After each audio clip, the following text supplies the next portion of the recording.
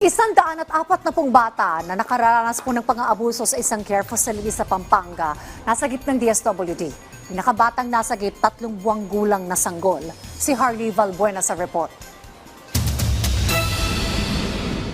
Nasagip ng Department of Social Welfare and Development ang 160 bata na nakaranas umano ng pang-aabuso sa isang Baptist Church sa Mexico, Pampanga na pinamamahalaan ng isang Amerikanong pastor. Sinalakay ang private care facility ng New Life Baptist Church matapos isumbong mismo ng ilang bata ang naranasang iba't ibang uri ng pananakit.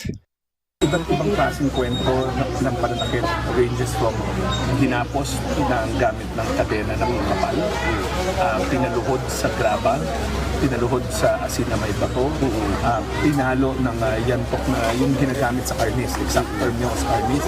Meron kaming report na pinalo ng PVC pipe, kinulong sa kubeta, hindi pinapakain. So these are all grave child abuse.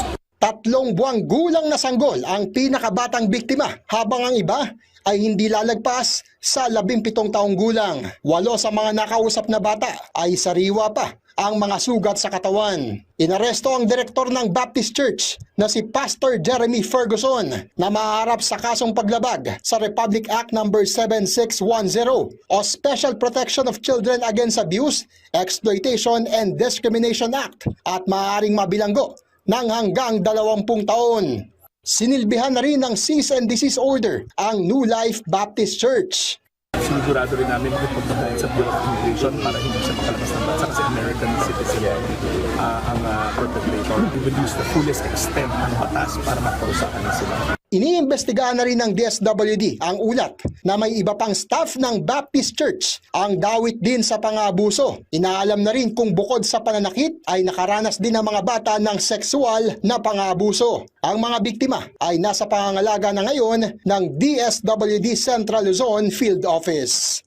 Unang-una, pinapa-check up sila.